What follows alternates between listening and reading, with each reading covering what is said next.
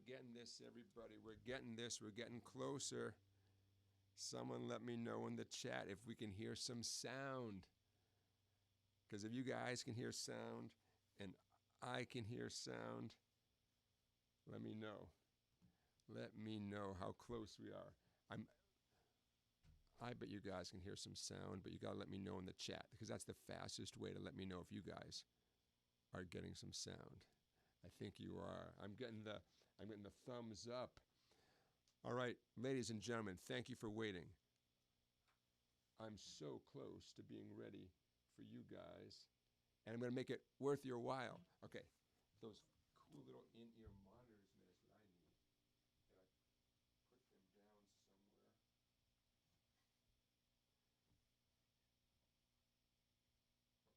And I put them down somewhere. Yeah, man. All right, talk amongst yourselves. We're starting in a minute.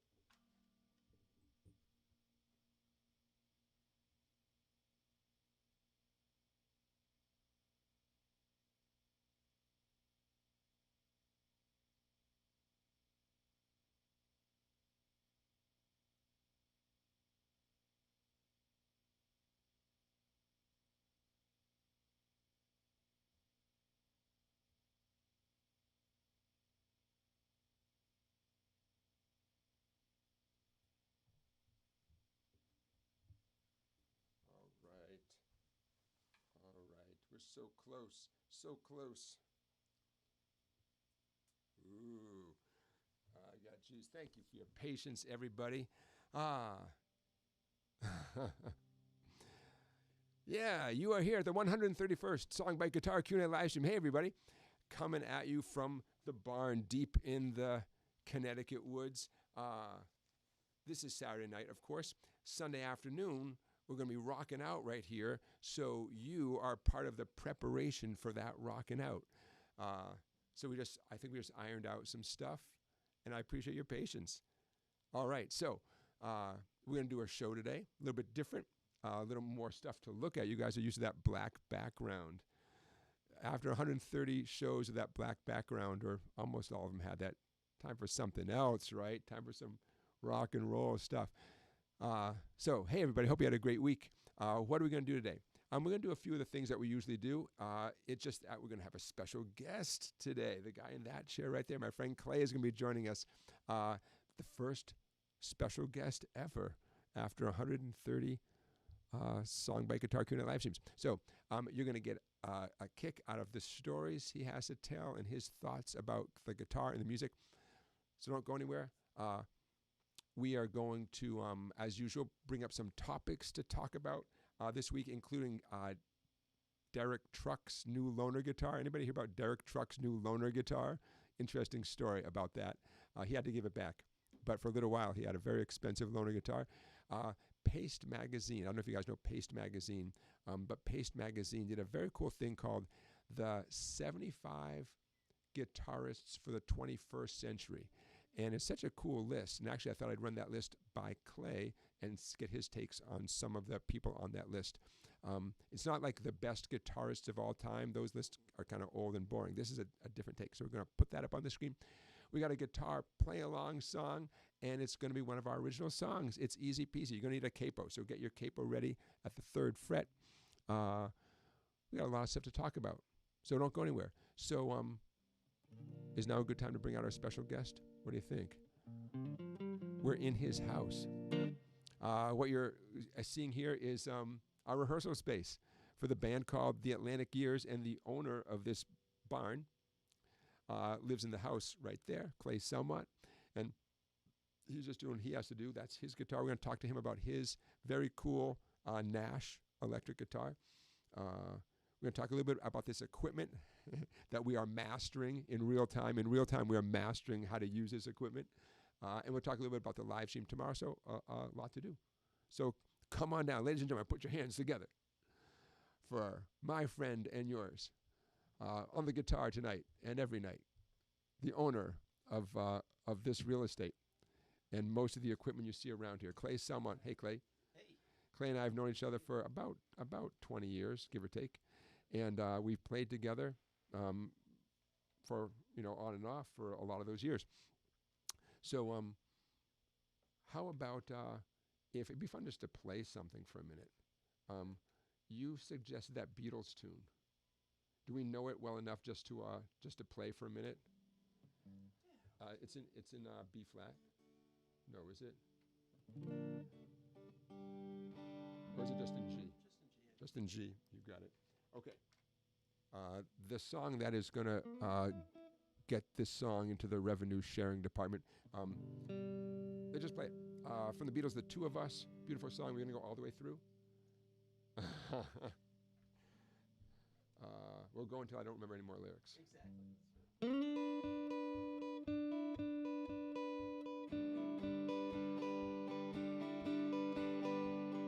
Two of us riding nowhere, spending someone's harder pay. You and me Sunday driving, not arriving on our way back home. On our way home, on our way home, we're going home.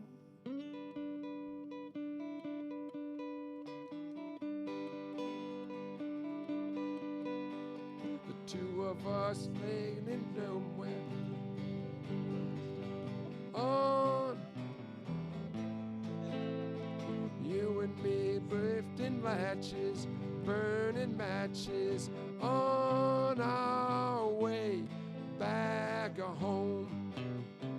On our way home, on our way home, we're going home.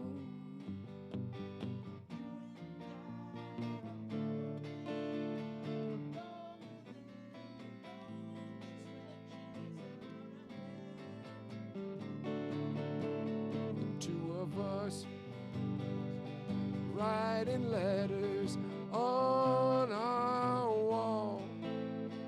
You and me chasing paper, getting nowhere on our way back home.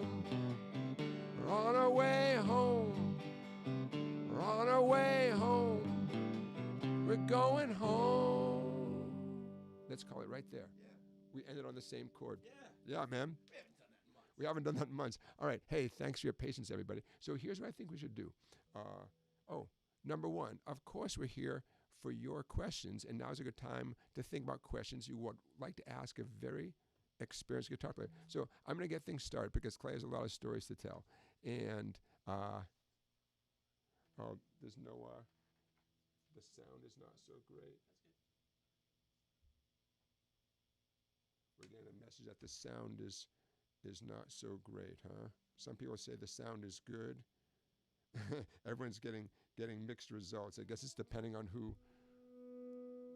Go ahead, Clay. Let's hear. Say a few things into your mic. Hello. How's everybody doing out there? Glad to be here. I'm getting level, so we're learning here. And here's Jonathan's mic. Test. Some people are saying that the volume seems kind of low.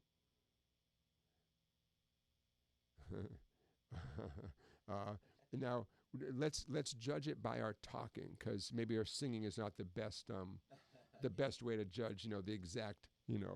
For example, if I'm not sure of the next verse, I stop singing. I look at him. Okay, so maybe the vocal mics. Verbally, the mics will work. Okay, so I want to set you up, Clay, because I love this story. And here's the setup. You toured around the world in a band.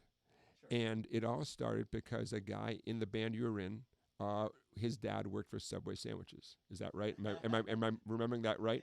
It's not quite that. Oh. But, no. We what had happened was it's a little different than that.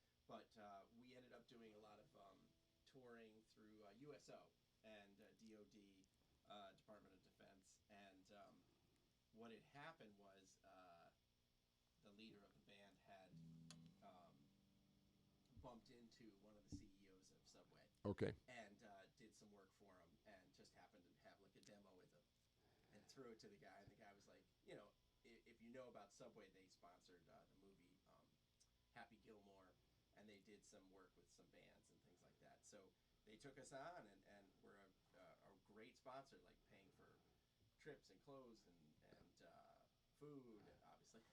So specifically, it was Subway Sandwiches Corporation Yeah. that sponsored you guys touring U.S. military bases around the world. Starting with that, yeah, and then we did a movie called Mulligans, which was supposed to be kind of like the next Happy Gilmore. You guys were in the movie? Yeah, we played in the movie. We were in scenes in the movie and some Nice. music, so it was Nice. hilarious. Out in Minneapolis, it was great time.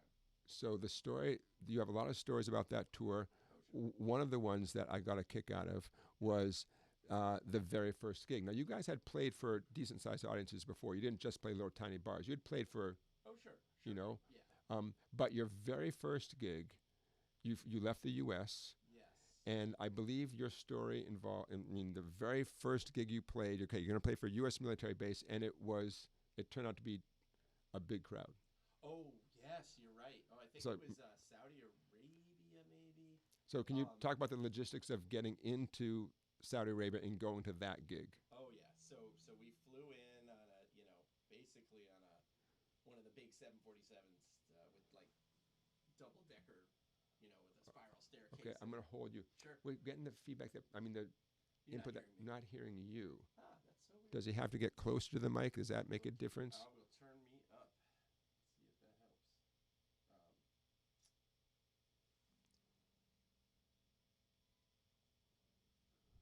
Yeah, it's funny how that works.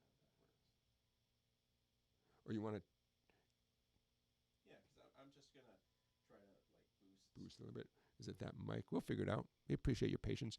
So Clay was starting to tell the story, and I'm going to set him up again. We'll give him a chance to tell it about leaving the U.S., beginning this world tour sponsored by Subway, and what the first gig entailed.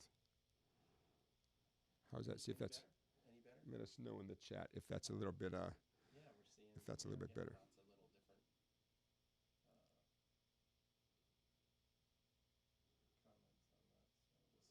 Comments on that, so we'll see. Yeah, I don't know. Anything? Chaz, Clay's mic is not any louder, huh? We'll do some work maybe. Because I'm getting it. I'm hearing you here. Yeah, I'm hearing me pretty good. So, and I'm up in here. So,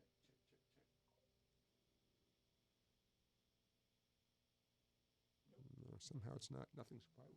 Yeah, well, I'll keep working. I will keep on working. But the gain way up. I can hear the difference here, but for some reason it's not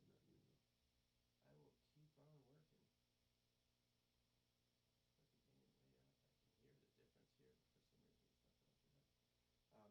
Let me. It's not a mic versus USB thing, is it? Yeah, no, I'm gonna check on the main computer.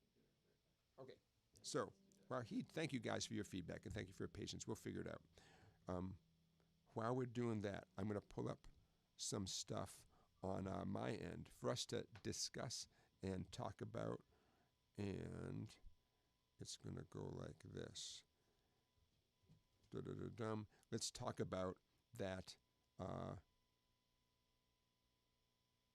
multi-million-dollar guitar that was purchased. Some of you guys might have heard about this guitar that was auctioned recently, Jerry Garcia's Tiger guitar. And there we go. Just hours after Jerry Garcia's Tiger guitar was sold for how much? $12 million. Just a few hours later, the new owner of the guitar loaned it out to Derek Trucks to rock out with that guitar. Derek Trucks from the Tedeschi Trucks band, son of Allman Brothers drummer Butch Trucks, because the new owner who paid $12 million figured, you know what, this is a guitar meant to be played. So I'm looking at an article here from Guitar World magazine. The second most expensive guitar of all time. If you know what the most expensive one was, put that in the chat, because that also sold at the same auction. Just shy of $12 million. $11.56 million, the second most expensive. So How cool is that? The owner was clearly aware that Derek Trucks was playing at the Beacon Theater in New York and said, let's get this guitar played. Let's not lock it away in a display case. Cool idea. Any guesses as to the weight of this particular guitar? Because other than the shape and the ownership, the weight is maybe the third, fourth most important thing after the price, 13.5 pounds. You might be aware that, a Fender style guitar could be 7, 8 pounds ballpark, maybe a little bit less, could be a little bit more. A Gibson Les Paul style guitar could be 8, 9, 10, 11 pounds. This custom guitar, 13.5 pounds. So hopefully Derek Trucks knew that before he agreed to play it on stage and have fun with it. The Alembic company, Alembic, that's the company that made the guitar way back in the day for Jerry Garcia in the 1970s or so. In the description of this live stream, I'll put a link to that article. There's lots of articles out there. I grabbed one from Guitar World magazine. Okay, so very cool that Derek Trucks had a chance to play it. Who else? Who else should be, given the opportunity? Me? You? Probably not. But touring musicians, touring guitar players, bands that were influenced by the Grateful Dead. How about recording studios? That's a nice controlled environment for the recording studio. How about now, Clay? You want to say a few words and see? Hey, yeah, I don't know. I'm definitely hearing myself. But yeah, I'm getting that. I'm not sure. Let us know in the chat. Let us know in the chat if you guys are hearing. I'm hearing it so loud and clear in my ears. We'll have to iron this one out. Yeah. Okay, let us know in the chat, okay, everybody? Because that might be the final. Yeah, Steven says, there you go. All right. Hey, now's the time. I'm going to set you up with that story again, but now's the time to say hello to a bunch of our friends in the chat. Steven, Randy, Chaz, DAC Poet, Will, thanks for being here. Who else do I see? Did I see Matt in the chat? I think I did. Charlie, thank you guys for being here. Thank you for being patient with us. Dave, thank you. Okay, all right. And Music Fan is our moderator, and she is also sending me messages. All right, so Subway Sandwich. They're paying your way. You told me that when you went to these gigs, you didn't even have to carry your own guitar. They had it so set up for you.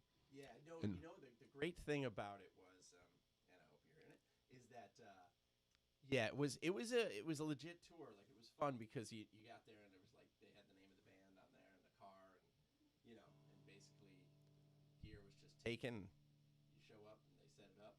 You had to go do some things because not everybody knows how to set up everything. But yeah, so we get off this 747 in, I think, Riyadh, Saudi Arabia. Your first gig of this world tour. We literally get off the plane and they say, your first gig starts in like 30 minutes.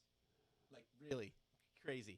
We walk to, we get some water, but we were doing pretty well. But it was a long flight. It was probably, I don't even know. I can't even remember if it was 20 hours, 18 hours, something crazy like that.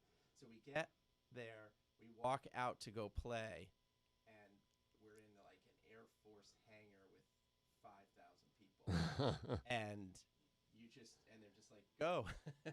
Yeah, man. And you just went. Yeah. And then like somebody came up, and one of the commander or something like that of the area there came out and said, hey, one of the guys plays the guitar, and he wrote his alternate lyrics to Eagles Hotel California. And it was like to the troops, so they just handed us a piece of paper and said, let's do it. And we did it right on stage. It was just insane. And then, when you see military bases, like, they all have short hair, but most of them are long hairs at heart. So, then they see all us, and I had longer hair then, but all the guys that I played with were just insanely long hair, tattoos and everything, which was tough because you had to cover a lot of things when you were in Saudi Arabia, like anything that had a girl's form had to be ripped off, because they'll confiscate it. Place. But anyway, it was great time, good times. Yeah, 5,000 people. 5,000 people are hungry for live music, and you guys are doing covers. Covers and originals. Do you remember some of the songs you would the covers and This was like 90s stuff. 90s stuff? You know what, but we did, you know what, when you're playing for military bases, you're playing for such a varied audience that you want everybody to be excited. So you do Metallica and you do what was it, Counting Blue Cars, and you do REM and you do, the hits of the day. So, Yeah. And then we throw in some originals. Yeah, because we had T-shirts and frisbees. And Brandon, would you tell people here's one of our originals, or would you just sneak it in? Oh, we would do it and just let it happen. Just sneak it in. But we would do tunes that they could sing along, stuff like that. So it was a lot of fun. A lot of fun, and that was like a year-long project. So it was cool. Okay, now we're getting a message that your mic is going on and off, in and out. Okay. Well, let's figure this thing out. Okay, now while Clay's doing that, I'm going to put something up on the screen, you guys, because now is a great time to talk about this list, which I found super interesting. Don't go anywhere. All right. Well, you know what we're going to do? We're going to switch out this microphone. That will help, I'm sure. We'll figure this out. Here's why you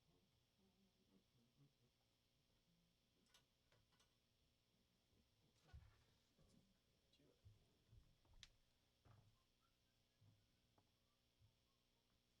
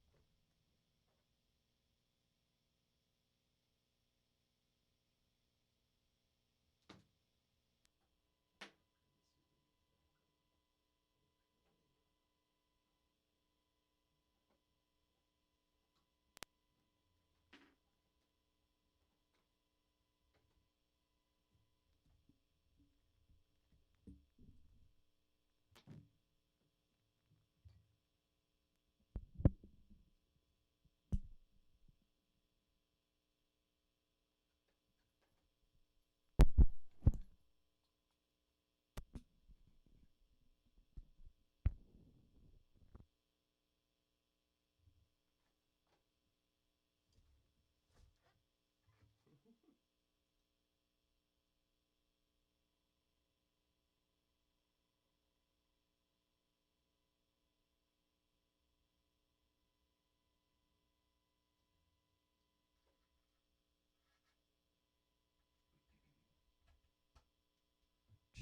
Check, check, check.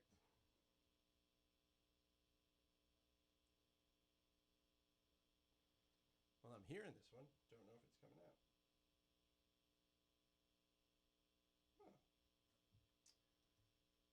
What do you got?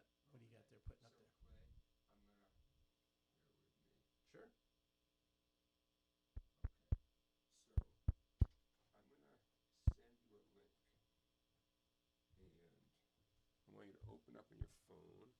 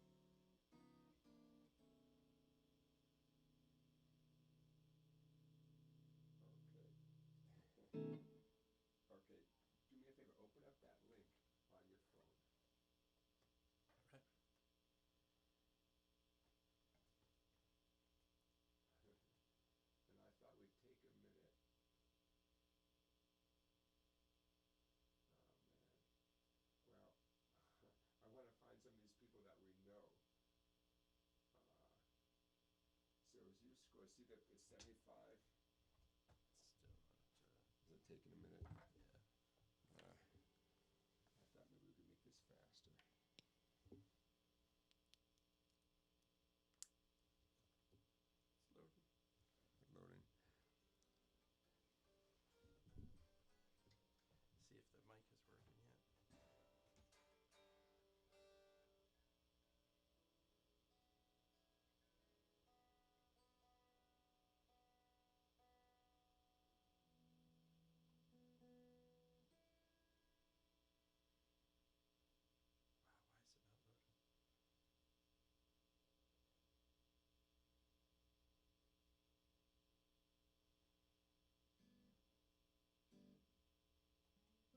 Loading. See if the mic is working yet. Wow, why is it not loading? There it goes. Okay,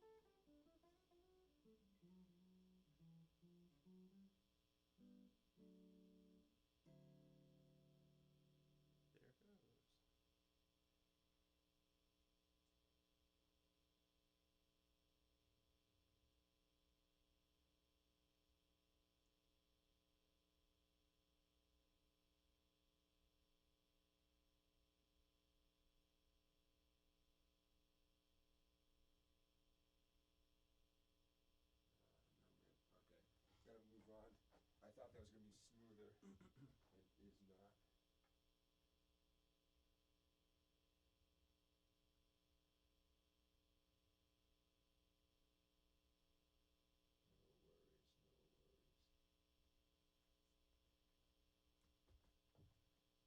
All right, sorry about that, you guys. Very interesting list, and I'm gonna put it in the description of. I'm gonna put the list in the description of the live stream for future reference. The list comes from Paste Magazine. Paste Magazine, the 75. What do they call it, Clay? The 75 guitarists of the 21st century.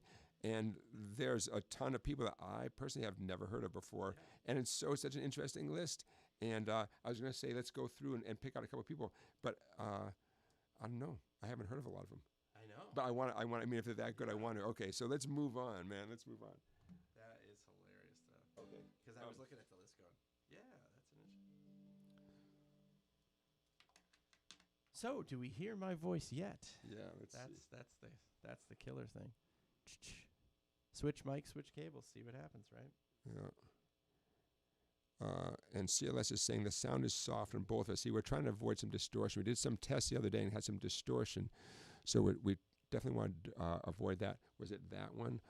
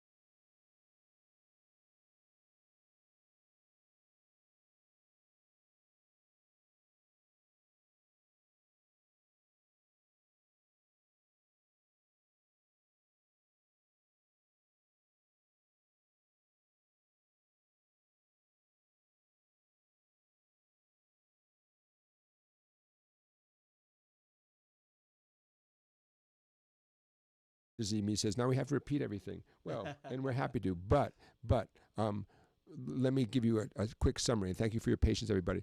So Clay was talking about his practice routine, specifically doing classical material Sure. by Bach, other famous composers, not written for guitar players, written for other instruments, but using it as a challenge both in your reading ability and how I'm guessing it makes your hands do things that aren't so typical for guitar, right? Make you jump around and just do whatever it says. Okay, now if you had that same book, but it was written in tab, would it still be valuable to you, or do you, as part of it, you really wanted to keep your reading skills? Well, I mean, playing is playing, So if you're not a reader, that's totally okay. Tab is totally fine. Tab is great. Just play. But I enjoy the reading part. It's fun for me. So I suggest starting, with a basic book and work on those, quarter notes, eighth notes, half notes, whole notes. Yeah. It's good stuff. If your reading ability, let's call it real music for a minute, C sharp, B flat chord notes, does that help you play in a band? Oh, well, I mean, anything you do is going to help you. Yeah. Anything you do is going to help you. Playing in a band, though, learning by ear. I mean, nobody needs to see somebody playing music, reading it on stage. So, it's learning by ear is going to get you into a band. It's going to do that. What I love is if you've noticed when you go see a cover band or you see a really good cover band and they play really well and they're copying what they've heard, that's a great skill. It's great. But it's not really a creative way to do it. So if you take apart the song, G, D, G, C, D, and you work through your triads, work just through the chord tones, you can start to open up your playing, and that's what I think is more creative to do. But if you're in a cover band and you're covering the music, yeah, by all means, just get tab, get anything you can to get it out. But I just choose to be a little more. Yeah, so you're talking about, say, a song is a 3-chord song, Sure. but new ways of playing G, D, and C all over the neck. Yeah. Or ways to reflect G, D, and C all over the neck. It's a great practice habit. It's great for your ears. The other thing, too, is I really love to play scale chord. So. Oh, can you give us an example? Yeah, so like everybody loves the A minor pentatonic scale. Play the A minor chord. Just associate the sound of the scale with the chord. Yeah. And then once you feel comfortable, start to branch out with different chord voicings, even if you're just. Oh yeah, so check it out. You just played an A minor bar chord. I mean, to start off, the A minor bar chord, right? Yeah. Bar at 5, ring and pinky 7 on the 5th and 4th strings, and then you did an interesting thing. So what he did there, he took away the bar, took away everything. 2 fingers. You're only going to fret the 3rd and 4th strings, both at the 5th fret. Yes. Open 1st string. Open 2nd string. 3rd string 5th fret. 4th string 5th fret. Open A string.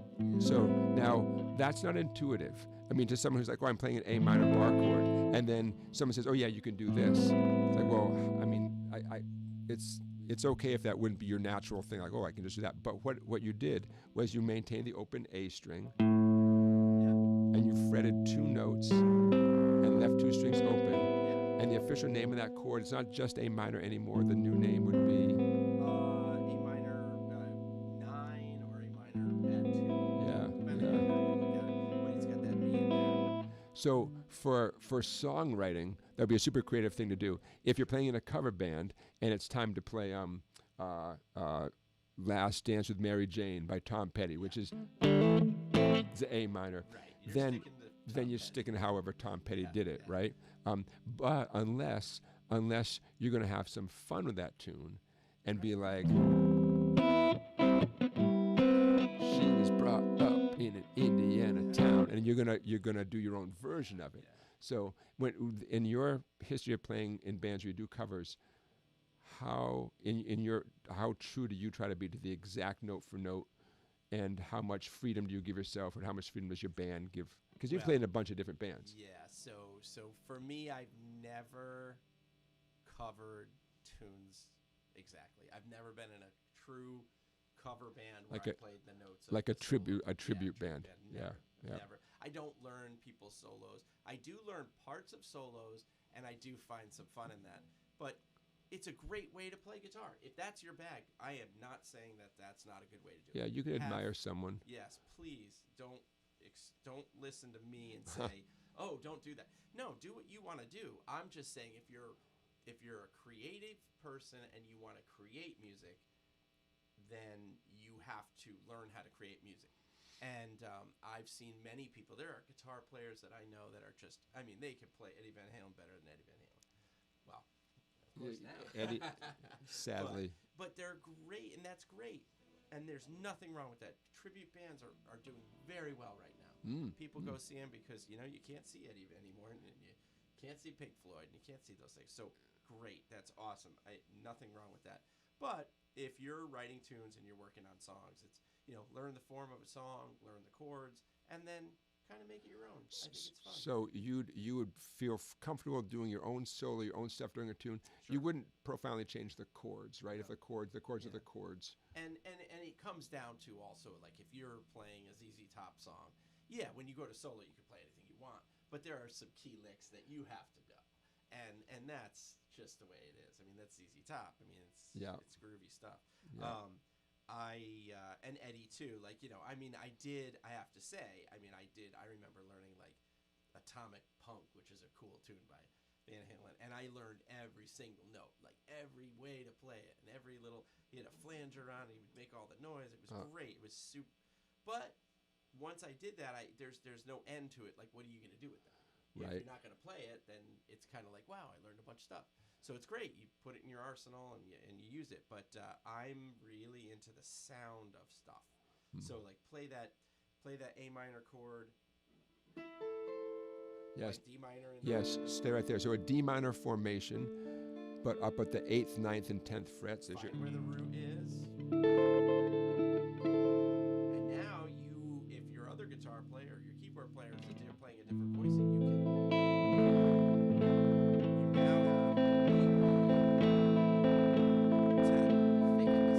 you now have so much fun with that. Right. And playing an octave An octave higher. But the voicing is important. Yeah. Yep. And then you start to find these notes that create riffs that make your own song.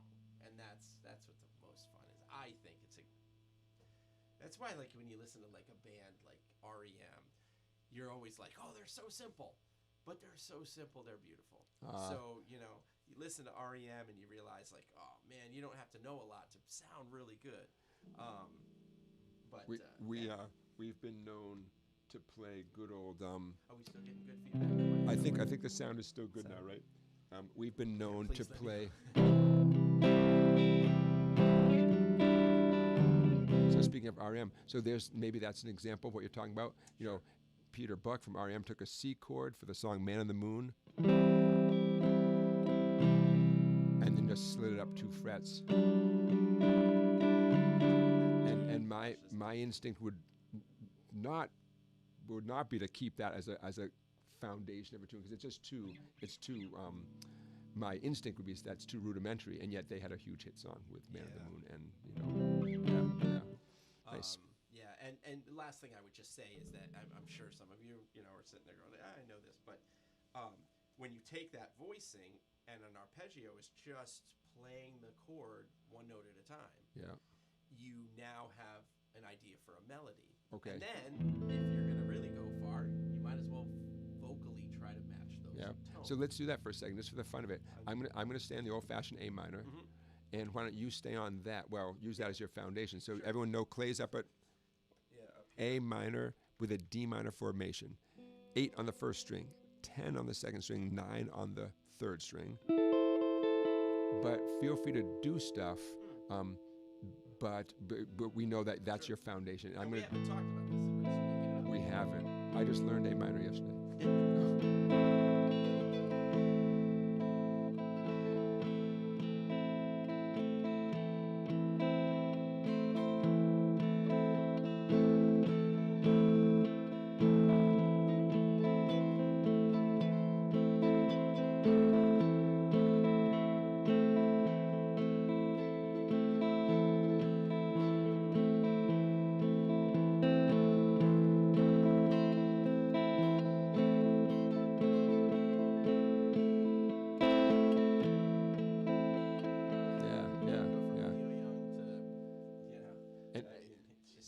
Now, that sounded very cool, and our ears are used to hearing chord changes, right? So, you know, we're waiting for something to happen, or the singer's going to start singing, or something's going to happen, right? Or we could do our A minor tune. Ooh, you know what? I was going to put this up on the screen, and instead of doing that, you know what I might do? You guys have been very patient with us. Let's do our guitar play-along song. This is one of our original tunes, and what I'm going to do, because I don't want to take up any more of everyone's time, capo at the 3rd fret, everybody. And what I'm going to do, I'm going to grab that music stick. I'm just going to put this chart. We don't need the music anymore, because we know this pretty well. But you'll see why.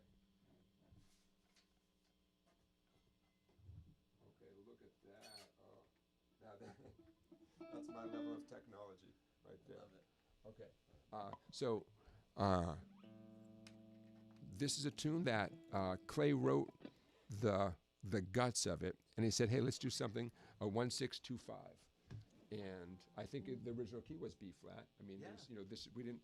Yeah. And I thought, oh, it's such a pretty tune. So let's very quick introduction. That's how I'll play it. This would be our guitar play along song for the 131st SongBike Guitar Q&A Livestream.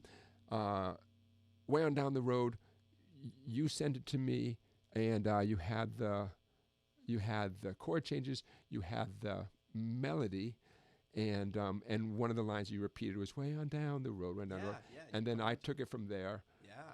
and then we worked on harmonies. And you know what? I think when we worked on the harmonies, I feel like I had you sing what you were singing anyways, and I think I found a lower harmony that just kind of worked. Yeah. All right, let's show the people. All right. Everybody, 4 counts. This is the whole tune. If this looks really easy, it's the whole tune. With a capo on, G, 4 counts, about like this. E minor for 4 counts. 2, 3, 4, and D for 4. So G, E minor, A minor, D. We'll talk about the music theory in a minute. Feel free to play a D7 instead of the D. That's what I do sometimes. Capo at the 3rd fret. I know because of the music stand you can't see my hand so much, but that's okay because you guys know what I'm doing. I'm going to squeeze it over a little bit. Like that. In case you do want to see my hand, but nah. Oh yeah, you'll see it. That's good. Yeah. Right. And so let's play it, but then I want to talk about how you came up with that intro riff, just for the fun of it, Sure. you know. On the count of 4. 1, 2, 3, 4.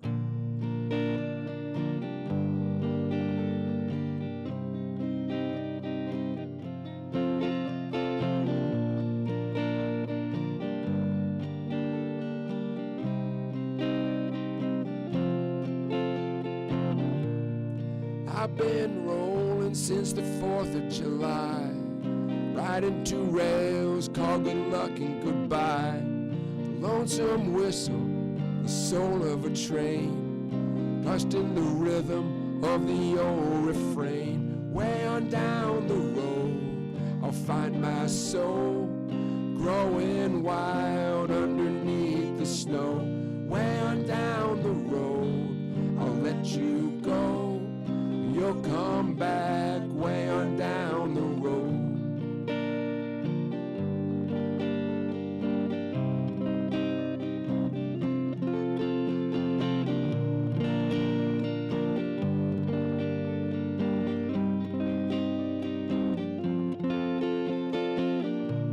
There's cotton and corn, sassafras, waving to the lovers lying in the grass.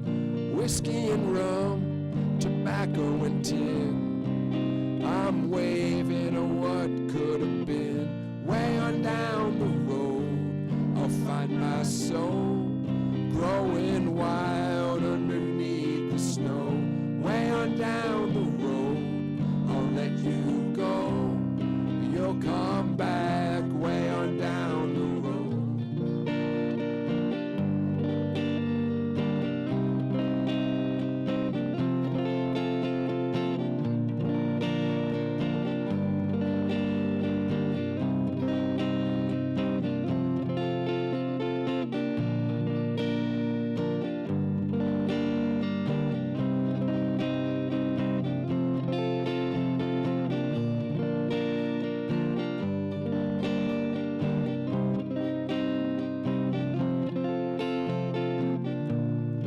Little lost towns like old beauty queens. There's people that outlive their dreams. All I can do, bless my soul, lean out the window, see the drivers roll. Way on down the road, I'll let you know, growing wild underneath the snow. Way on down the road, I'll let you go. You'll come back way on down the road.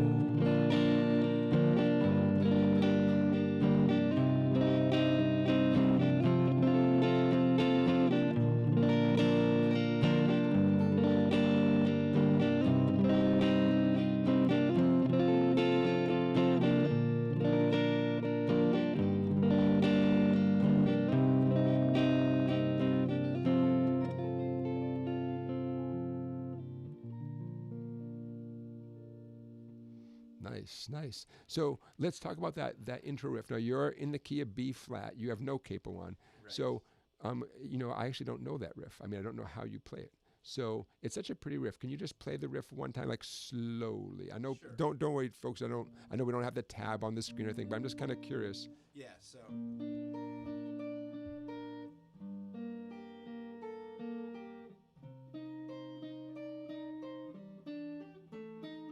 See, I forgot what I was doing. That's the way it wraps up. Yeah, there it is. It's weird to do it slowly, I know.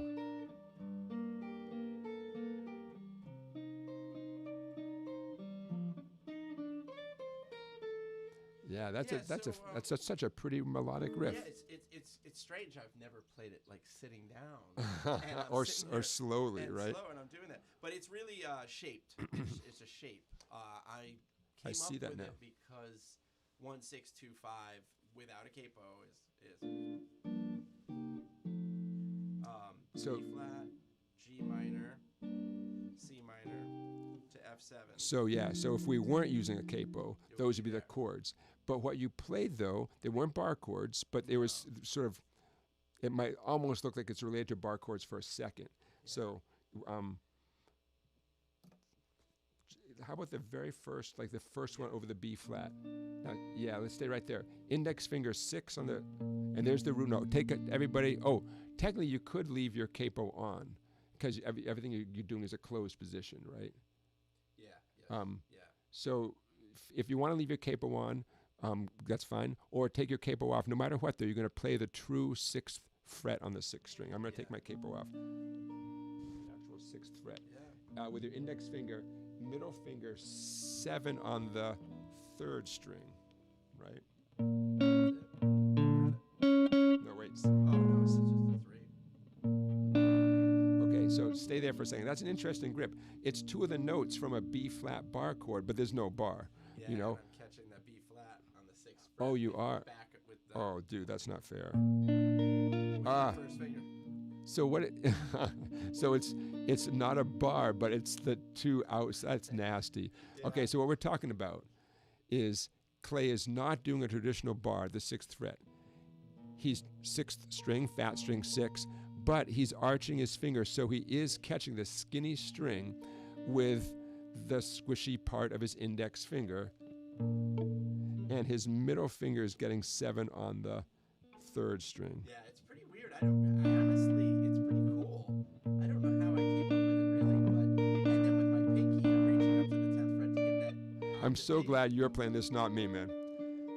My excuse is going to be that I couldn't sing and do that at the same time, but I also would need to practice it.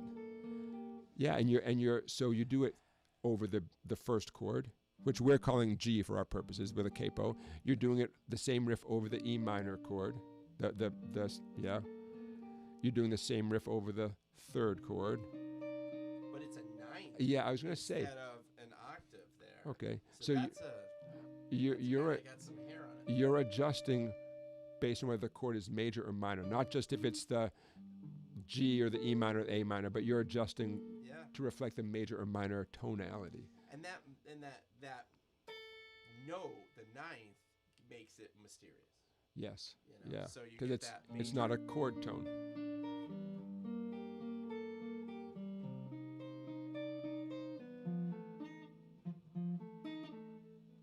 You said you said something funny. You said you've never played this sitting down because we don't play sitting down, but that shouldn't be. It's the opposite of what a lot of we all experience, which is you play sitting down all the time, and then when you play standing up, it throws in. That's pretty psychological. Your fingers are still your fingers, but it's weird. It happens. Getting out of a habit. It's weird. Well, it's not nerves. This is just actually one of those things that just happens, like when you're playing. Just so you know, it happens to everybody. Where you're playing, and all of a sudden your fingers just decide you just forget a little bit. But it's shaped. That's an F7. So if that's an F7 chord. And by the way, he's doing F7 when we're doing the D, or what I say you could do the D7. He's calling it the F7 because the concert key. I'm capo illiterate, just so you know. Well, I don't use capos. So that's why I do all these weird things, because I don't use a capo. But capo would probably be pretty cool. Probably pretty easy. But capos make things easy. But no, okay, so why don't you use a capo? I got bit by a capo once, and it hurt so bad. Have you ever used a capo? Have you ever had a need to? I was supposed to for things, and then I would just figure out how to do it without a capo because I was afraid of a capo. It's just a weird. It's strange for me to use a capo. I think I will start at some point using that. For something, because I think it will open up some neat ideas for original music. But I haven't yet, so I have to say I'm capo illiterate. What's funny. Really messed up is when somebody's playing in a capo, and you forget something, and you look over at them, and you go, "I have no idea what you're doing." So that's a real thing. That say in the middle of a song, you might just for a second blank out, and so you look at another person, ideally another guitar player. Sure. That's a real thing that can. Well, yeah. I'm not the only one who does that. The last group I was playing with, the Joey Whip and the Definition. Sometimes I do still play with them, and he plays with the capo a lot of times. And if I go play with him, I can't look at him. It would just freak you out. It just freaks me out because we're in, just like you're saying, Jonathan's telling you the key that you're playing in, and I'm playing in a different key, and it can throw you off. So some people are just they got it all. Well, I've needed a capo since day one, and so it's not that I would be lost without it, but it makes my life so much easier, just so much easier, But I think about that. Okay, so for you music theory fans out there, this song, this chord progression that Clay wrote, came up with, borrowed 1-6-2-5 chord progression, and I was surprised when you sent me this as like a thing for us to work on because it's such a classic, kind of a cliche chord progression that I thought you'd want to work on a tune that was like, just more intense chords. And we have tunes like, in my opinion, we have a tune like that too. But I thought, wow, 1-6-2-5. Okay, so my friends, why is this called a 1-6-2-5 chord progression? Take a look at the chords there: G, E minor, A minor, D. If we think of this as being a song in the key of G for a moment, it's not because of the capo, but if the song is in the key of G, the G chord gets nicknamed the 1 chord. E minor gets nicknamed the 6th chord because the note E, you guys know this, right? The note E is the 6th note of a G major scale. So the E minor chord gets nicknamed the 6th chord. A minor is nicknamed the 2 chord because the note A is the 2nd note of a G major scale. And the D chord is nicknamed the 5 chord because the note D is the 5th note of a G major scale. So our left hand, our fretting hands, despite the capo, thinks we're in the key of G, right? G, A minor, G, E minor, A minor, D. A family of chords that we find a ton of songs. We find in a ton of songs. So 1-6-2-5 chord progression. And I thought to myself, instead of playing it Clay's way, I'm just going to put a capo on and play it a nice, easy way because, then I can focus on the singing and the words. Okay, so everybody, the true key of the song is B flat. So anybody feel brave about naming the other 3 chords? G with a capo on it, the 3rd fret, is actually a B flat major chord. That's what the world is hearing. Anybody feel brave? What would the true name of that E minor chord be? With a capo on the 3rd fret? What would the true name of the A minor? And same thing with the D. And you might have heard Clay say it a minute ago, but chances are you weren't writing it down with a pen or pencil. Okay, so I'm going to check out what you guys are talking about in the chat where you guys do that little math. DAC Poet totally understands what you're talking about sitting up versus sitting down versus standing up. DAC Poet says that reminds you of some 1950s songs. And why would it remind, like any good listener, it would remind them of 1950 songs because why? Oh, all the 50 songs are like that. They're those 1-6-2-5. That 1-6-2-5 chord progression. And 1-6-4-5 is a very popular one. Like, like 1-6-4-5. What's that one from Greece? Is it called Changes? From the musical Greece. Yeah. C, A minor, F, G.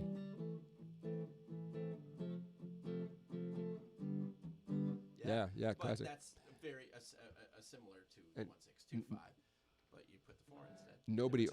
Nobody owns these chord progressions, but they evoke something. Yeah. And so so you think, oh, that's that 50 sound, that's that whatever sound, depending on the chord progression. And it's beautiful. And as a songwriter, you think to yourself, why not write a song without chord progression? But you're in the back of your mind, you're aware that you're gonna evoke. That people are gonna be like, oh, sure. They're gonna react to it because they've heard it before. They've heard it somewhere before. Yeah. Okay. A to Z me. I see what you're saying right there. A to Z me. You put one chord in the chat, and yes, one of those chords, would be a C minor. You got it. So B flat would be the first chord. The A minor with a capo sounds like C minor. You're right about that. What would the E minor? The E minor sounds like E minor with a capo on 3 and D with a capo on 3. Randy, you're correct. Let me think for a second. Randy, the second chord, you are correct.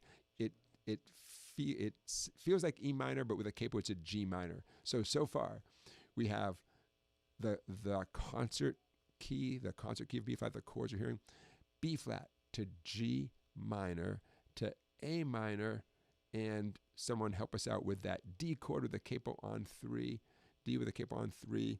What is the world hearing right there? By the way, why would you want to be good at this kind of translation?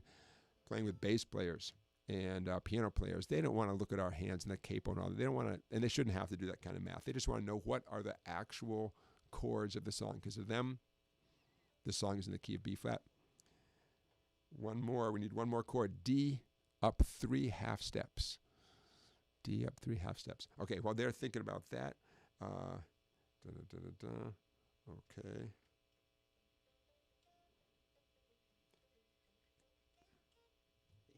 Hard to not noodle on the guitar. I know, right? You put a capo in your hand, and put a guitar in your hand. Okay, I'm just checking in with making sure the levels are a little bit better. Probably if we move away from the mics, it probably changes the levels as well. I'm sure. Right. I'm just stumped at what happened with my microphone. No, we'll figure it out. Let's do a quick rundown of what's going on. So you guys, we got microphones on our vocals and microphones on our amps. Those microphones are going into a digital mixer. Yeah. I'm checking with Clay because this is, the digital mixer is controlled by an iPad. There we go. Yes. And we have all the channels marked out, so that's what's going on there. The digital mixer itself, the physical mixer, is going into an video interface, yes, which is also what the microphones are going into. The cameras are going into. The video interface is going into the computer, which is going into a third-party streaming software program called OBS. That's actually the name, and that's the brand name, OBS. OBS is sending all of this to YouTube, and YouTube is sending it to you. And that's, there you go. Yes. And when we went dead, it was because there was the internet glitched and threw us off the iPad. The iPad shut down the digital mixer. Is that what happened? So I had to go back on, log on to my, into my, what do you call it? Account, yeah. And that's all it was. So we got to watch that. That's why we should do the Ethernet. Hardwire it. Hardwire. Okay. So what we're get? Oh, and then these things are little headphone mixers. One for me, one for Clay, and no, I don't know, but so that he can adjust the volume of everything. Of everything that has a mic, vocals and drums, well, yeah. And then they go into these little monitors. So tomorrow, 4 p.m. Eastern, this is all going to go so much better. It is because you guys helped us. because you guys helped us. It's going to go so much better tomorrow, 4 p.m. Eastern, right here on YouTube. There's going to be a bunch of musicians here, as well as tech support out there, sort of off camera, and we're going to be doing that tune you just heard, way on down the road, as well as 5 others, 2 guitars, bass guitar, drums and keyboards. Keyboard player's going to be right there. We're going to be standing right here. So it's going to be fun. So I hope you guys can tune in, and I'm sure it's going to, the music's going to be great. I just hope everyone can hear it. Yeah. You know, that's the big thing. I think we'll figure it out. But anyways, 4 p.m. tomorrow, the first ever live stream of this band called Atlantic Years, with a total of 5 people. We're going to rock out hard, all original songs. The whole thing's only going to be about maybe 40. I'm telling people 40 minutes. Yeah. You know, so I hope you can tune in. It's going to be fun, and we're going to rock. And yeah. It's gonna be really fun. Can you boost your vocals anymore? I can boost my vocals much more. I'm sure. Yep. Yes, I can. I can turn up. There you go. Much better. Yep. Hey, speaking of Greece, that's how you and I met 20 right. years ago, Yeah. ballpark. For some reason, Grease the musical needs 2 guitar players in the pit orchestra, which I'm still kind of, whatever. We both got paid. Yeah. But and we played in that local Catholic high school. Oh my God. The Catholic boys' school and the Catholic girls' school combined for the spring musical, and I think the bass player put my name. The bass player knew you and me, and he got me the gig. I was new to town. Anyways, that's how we met, and the rest is history. Yes. The rest is history. Okay. Okay, so you boosted your vocal mic a little bit. I did boost my vocal mic, but I may switch out this 57 for a. I might. Or for a vocal, yeah. Yeah. I got it. I always like singing in these, but maybe it just needs some hard hitting, like use it on the bass drum. You got it. Okay, so other things that I want to talk about real quick, and I was going to, I don't know how to put it up on the screen, but I'm going to put it in the description of this live stream. So here's the deal. We talked about Derek Trucks playing Jerry Garcia's old guitar. Who do you think? This 13.5-pound Alemic guitar made for Jerry Garcia in the 70s, just over $12 million. The owner right away said, Derek Trucks, you're at the Beacon, and Derek Trucks, who would you nominate? Who should be the second, if it hasn't already happened? Who do you think would be a cool person to say, oh, it could be someone in the recording studio. It wouldn't have to. It could be someone, anybody. But who would be a cool, kind of famous person to be the second person to play this famous Jerry Garcia guitar? That's a really good question. First thing I thought of was Carlos Santana. Oh, because, great idea. Love it. He's getting older. Yeah. But he's such a great player, and he's kind of was around, Yeah, great idea. Beginning when the Dead didn't play at Woodstock. Right? They were going. They might have been asked or something. I don't know. But Santana played at Woodstock. Oh, yeah, yeah. But yeah, that'd be kind of cool to see him play that. Yeah, it's a great idea. John Mayer. John Mayer, he's a great player. Makes sense. John Mayer, essentially, it's not fair to say he took Jerry Garcia's place, but he obviously joined Grateful Dead, and I wonder what he would sound like on that, because it's such an interesting sound on that. Okay, so here's a question: would Jerry Garcia sound like Jerry Garcia on any guitar? Oh yeah. And would you or I sound a lot like Jerry Garcia if we played his guitar? I don't think so. I am a firm believer that if you're a good guitar player, you sound like you no matter what guitar you pick up, even if it's a junky one. Yeah. He just had it in his fingers. It was Jerry, and it's his phrasing. It's his phrasing, the way he plays. It's what's so great about Jerry. I don't know. They're a live band too, so it's like, you know, that's their big thing. You know, their recordings are. The Grateful Dead. Yeah. Yeah. But, man, that'd be cool. Well, those are great ideas. So Carlos Santana, John Mayer. I feel like I should come up with one.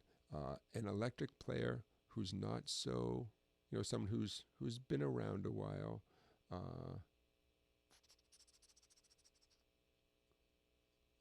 I mean, there's no lack of great players, Sure. but who would be like a cool player to hear? I think you got great ideas. Okay, I'll think about it. I'll Yeah. put it in the chat, everybody. Who would be a good recipient? Because as far as it would seem like the owner of this $12 million guitar, and I'll put the link in the description. Oh yeah, we can take that down. The owner clearly wants to loan it out and wants it to be played and not just be a museum piece, you know. So put in the chat who you would nominate to be future players playing that guitar. Hey, so you guys are asking questions in the chat. Nerves. How do you deal with nerves? Do you get nervous? Do you ever get nervous? Yes, tremendously nervous. And like the other night we Not had today. Any mistakes I made today was just, you know, we're in a setting we're not totally used to it. Having the earbud thing in hanging it's like weird. But no, not nervous right now at all. But I do get very nervous for shows. Sometimes incredibly nervous. Where my hands don't want to work. So, but you're an experienced player. So some Yes. people listen and be like, well, wait, that doesn't make sense. Like you're a good guitar player. Oh, that guy's a good guitar player. Okay, so I mean, you're asking a serious question, Yeah, and it's I have stage fright. Like if you're diagnosed with, like my son has type 1 diabetes, you know, very healthy, 26, he's had it his whole life, so he's fine. But you're diagnosed with something. If I were going to be diagnosed with stage fright, I would have it. Yeah, I have if there was a stage fright. diagnosis, Yeah, okay. if there's a diagnosis for it. So you have to be extremely prepared. Okay. And now I don't have as many bouts of stage fright. Sometimes what happens is I want to play so bad that I get so excited about what I might be able to play that it derails what I do. So I probably have some form of ADHD or something like that. Oh, so you're saying that you get so pumped up Yes. that you could sort of that it makes it hard for me to play because wow. No, stage fright's a real thing. So what you know, I've never been a medication person in any form of I'm not saying I'm a perfect person, but I don't you know, I fight through it Okay. naturally by being prepared, knowing what I'm going to do, Yeah. warming up days before. So let's talk about that. Days So give us an example. What does that mean, warming up? So I practice Other stuff. a good Not, like you could sit down for a good hour and practice and get your hands to where you just feel amazing. If you practice every day for, I'm just going to even say 15 minutes, but if that's what you're used to doing.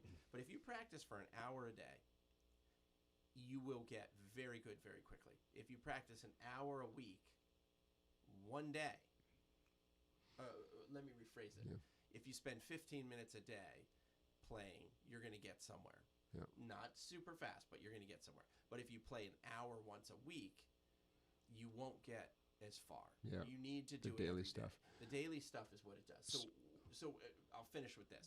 If I have a gig on a Saturday, I try like 2 weeks before that gig to practice an hour every single day. And are you're not just practicing the material you're going to need for the gig. You're doing other stuff. More of like, that's why I like those classical exercises, because that takes away any pressure, because I have these notes on the page and I just play through them. And it's kind of, I would say it's you go into the zone. Yeah, you get into a zone where you're playing some beautiful music and it makes something happen. And you're following directions on the paper, and you're getting warmed up, and your blood is flowing, and your chops are coming together, and then, like, say you do that for X amount of time, and then you start, and then within the same practice session, now it's time to play the stuff that you're going to need to do on Saturday. Sure. Yeah. Exactly. So you divide up your practice time. Divide it up. And then, generally, what we have to play it's not so it's so difficult, but people are counting on you. You're on a team. Yeah, We're in a yeah. 5-piece team. Right, We right. want to sound good, so you practice and make sure your fingers are working and you're feeling good about everything, and you have a nice flow to the way you play. I am an improviser. Yeah. So when I play a solo, I messed it up today, but on the what we were playing our original earlier, halfway through the solo, I mean that's not a written solo. I just make it up. But halfway through it, I started playing triads, and Okay. I was just playing actually like B flat, and then I went to G minor, C minor. Now that sounds good, but you're saying, I mean, to the rest of us, that sounds very cool. But are you saying that that's an easy thing to fall back on for you? Yeah, and it's a way to realize that the first way you solo is by playing the root notes of the chords. So if you're playing that song we were just playing, Yeah. you play, what was it? You were doing it in D with a capo. Yeah. But if you're soloing it, depending on the key, you would play. Well, let's go back to A minor.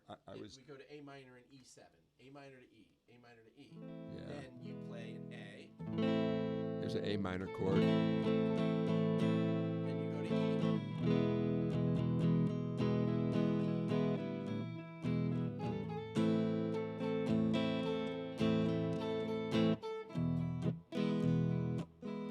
So that's a way to get So That's a solo. Right, right. People have made millions of dollars playing a couple notes. If here's what some people might wonder about: you're improvising. You get to make up whatever you want. You're perfectly competent improviser. I mean that you can do it and know. And people, that guy's good.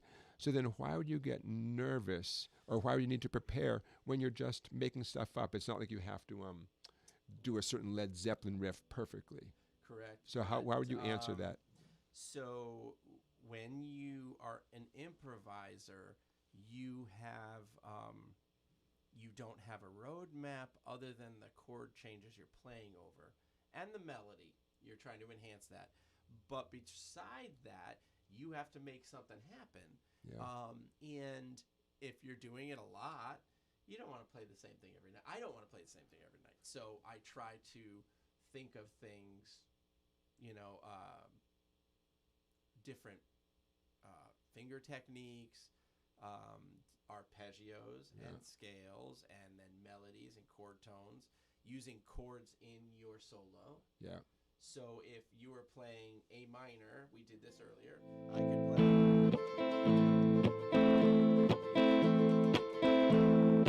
as a solo, right? Yeah, yeah. You can use those chord voicings as a solo, and then knowing those to go to the E.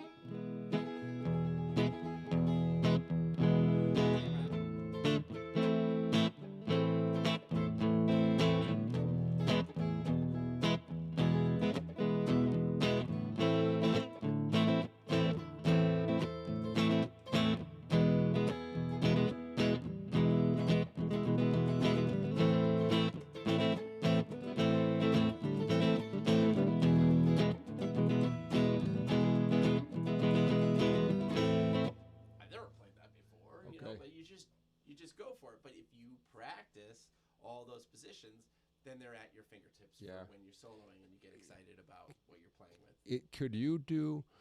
Have you ever played a solo that gets a good response, but you're not happy with it? And how do you make sense of that?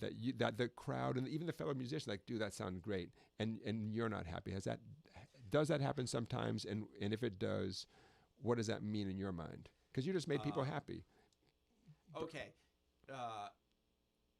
I was one of those people that would say like, "Oh, that wasn't very good," and somebody gives you a compliment. Don't ever do that. Take the compliment. They want you to. They felt something good, so let people realize that it was good. You might not have felt perfect for it, but no, I definitely have felt that way. But I really try to keep it to myself. I really try to make playing music an experience. We have such a blast together, and when we play original music, it's our music. So you don't have to like it, and we would love for you to like it, but you don't have to like it. But we like it, and but nobody else does our music. It's our music, right? So it's awesome. It's like if you go out there and you cover a song, you know you're going to get a good response if you play it well because it's already a great song. Yeah. So nothing wrong with that. But Right. you know, there is nothing better though than writing an original song and then people go like, that's cool. Yeah. Because you're like, wow, Right. we Right. did something. Yep. You know? Yeah. It's just plain different. Yeah. It's just a different thing. There's value. Awesome. There's value all over the place. So, okay, I'm looking in the chat and seeing what people are saying. Hey, other suggestions. Someone said Billy Strings, A to Z music. I said Billy Strings as Jerry Garcia, as someone who could play, and then Ry Cooder. And Ry Cooder's, you guys know I love Ry Cooder. His playing style is so different from Jerry Garcia's. Nothing. I mean, it doesn't matter. I mean, it's why not? In fact, it'd be very cool to see what someone whose playing style is different, what they would do on a famous guitar. In fact, I can already see it right now. Dave Grohl is going to make a documentary on that guitar, and it's going to be like the 25 people who played that guitar. And because Dave Grohl makes these documentaries, the one he did about the recording studio, he did a documentary about some famous recording studio that was going to be demolished, and he made a Anyways, you guys can Google it. So there's someday it'll be like 25 people playing Jerry Garcia's guitar, and they're all going to sound a little bit different. Yeah, I've played some. It's an alembic, right? Yeah, it is alembic. I've played some alembic stuff, and it's a big piece of wood. I mean, that's what they're known for. Yeah, they're really interesting. Huh. I wonder how comfortable it is when you're used to Derek Trucks plays like the thinnest guitar. That's SG right. is very thin, very light. It's almost like top heavy, where it feels like it wants to go this way because the neck is very long. The way it's of the SG. Yeah, on the SG. And I'm not a big SG fan, but I would like to have one. But he plays it so well. So I mean, I was kind of joking before, but it must have been kind of a trip. I'm sure I'm guessing Derek Trucks didn't know that night he was going to be playing Jerry Garcia's guitar. I'm guessing. So here it comes. Like, dude, of course you're going to play it 13.5 pounds. Who knows if the action was? I mean, Derek Trucks for sure has a guitar tech on tour who could make, would the owner, the guy who just paid $12 million, would he let Derek Trucks guitar tech tweak it, put a little relief in the neck, file the nut a little bit deeper? You just paid $12 million, and now the guitar, who I'm sure is a fantastic guitar tech, and now he's going to make a few adjustments. Oh, well, Derek likes this. I'm just going to file the frets a little bit. It is kind of funny. I mean, I don't know what Derek Trucks makes. I'm sure he does very well, but I don't know if he has $12 million to. Right. It's like that's a lot of money for a guitar. Interesting. You double check the strap. Yeah. When you put on that guitar, you just double check the strap to make sure it's play on a bed of bubble wrap. There you go. Play it laying down on your back. Yeah. He's so good though. In fact, that was let's give credit to the purchaser, because that was a great move. Like, Derek Trucks, that's someone who you'd want to hear playing any guitar. I don't know, how many, who's listening or, what you think of it. But, I mean, that's a common practice in the classical music world. Oh, is that right? A lot of the great violinists don't own their violins that they use for special shows. I did not know that. Because they're Stradivariuses. Some are worth, millions and millions and millions, millions of dollars, just like their guitars. So a lot of them will use an instrument that is either loaned to them for a while, or it's a special night and they want to hear that violin, so that collector or that person will allow it to be played. So that happens in classical music all the time. So it's an interesting thing to have it happening now in electrics, in rock.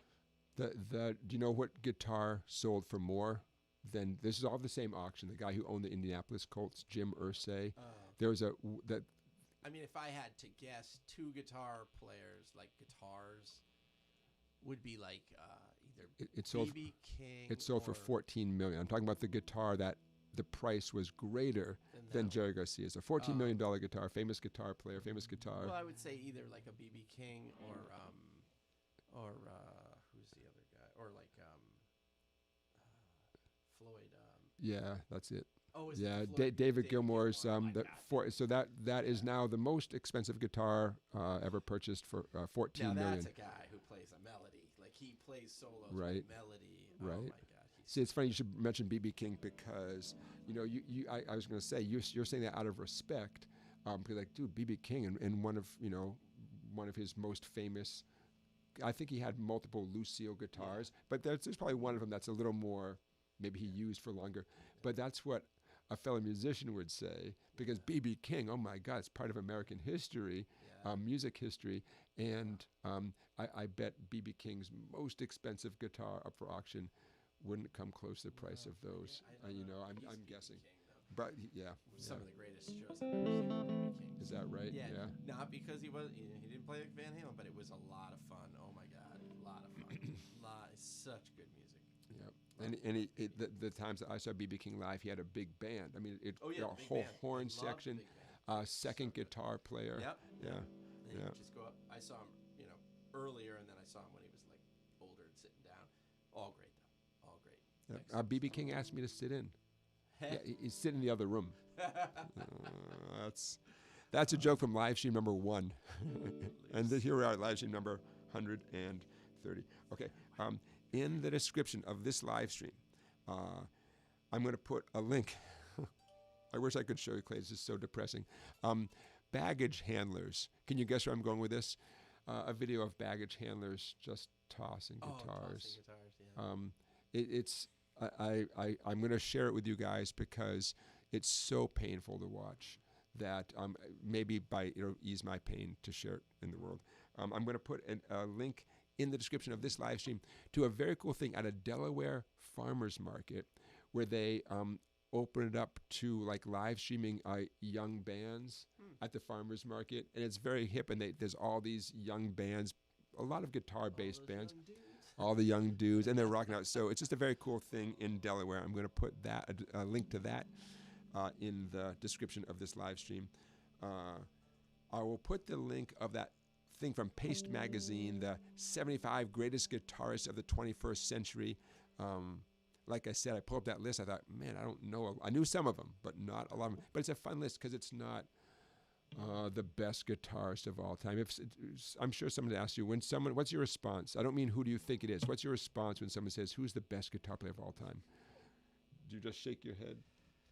Well, see, Jonathan is opening up doors that, like, we're older and came from a different era.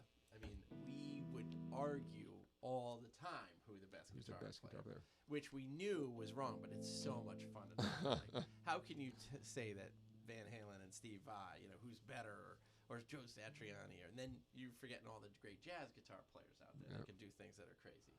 But the greatest guitar player living on the planet, I know who you're going to say. It is. I know who you're going to say. First name begin with J? No. Oh, no? It's not me? No. Okay. Oh, yes, it does. I'm curious who you're going to say because I had to guess. The best guitar player that I've ever seen that could learn anything and smoke anybody is George Benson. George Benson is, if you've never heard of him or seen him, you know what? You're going to see all kinds of singing, and you're going to be like, oh, what is this?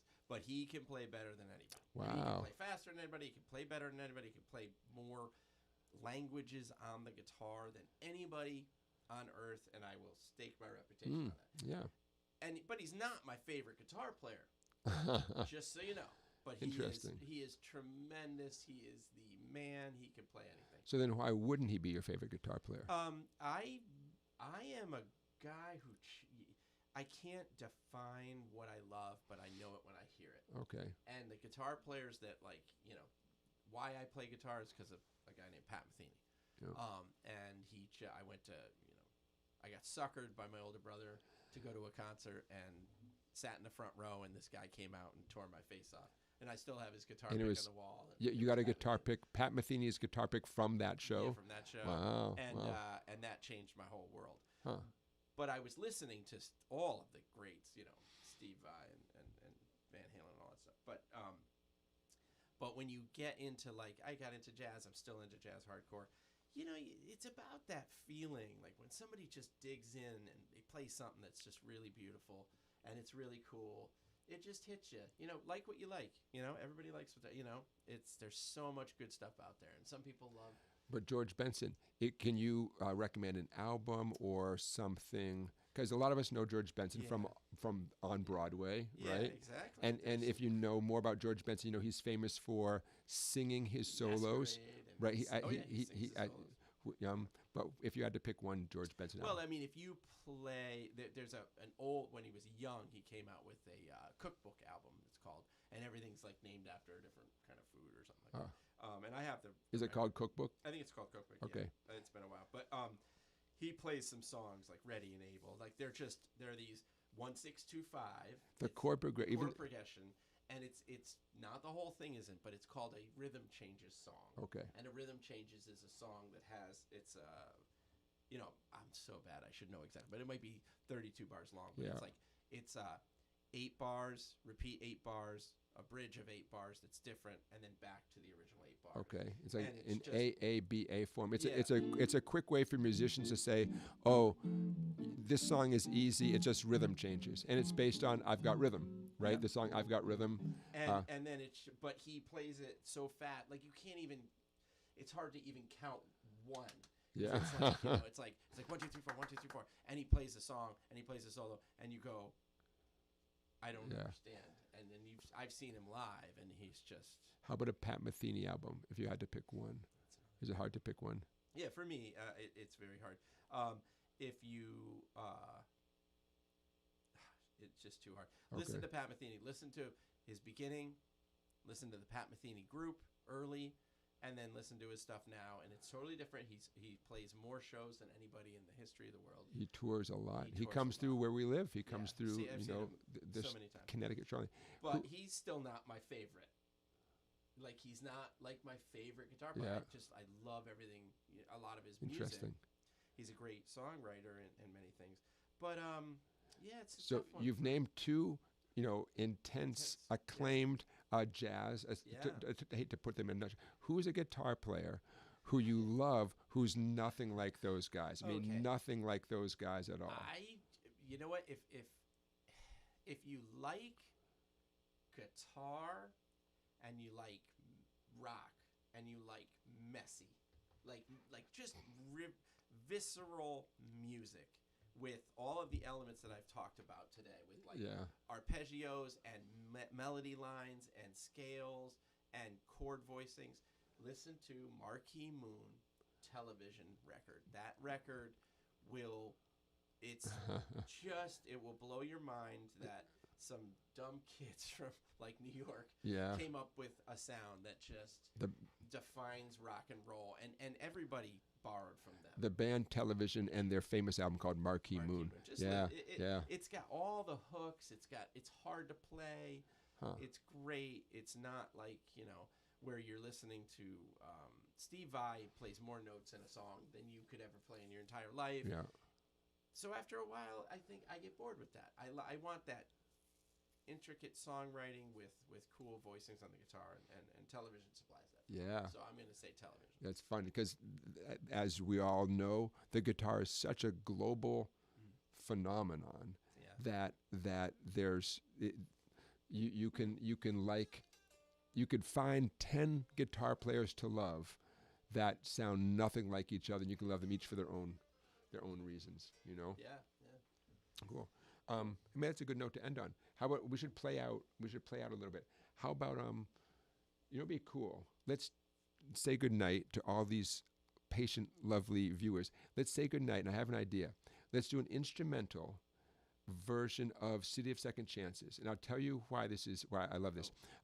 This is a tune that we're going to do tomorrow with vocals and everything, but I had written this tune, and we fortunately have this on tape. Yeah. Well, we have it on my phone.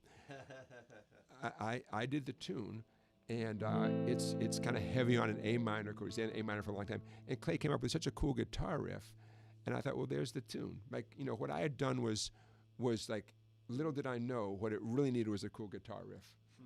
That's what it really needed. Thank you. And when I did my half and he did his half, because I do consider them like equal things. Do we have a freeze up? Are we still good? No, I think the vocals, the sound. Sound go when? Okay, don't worry, we're working on it. It did it again. It bumped us. I wonder if it's Let us know in the chat if you're still getting some sound or no sound. Not yet. Okay. Loading up. Okay.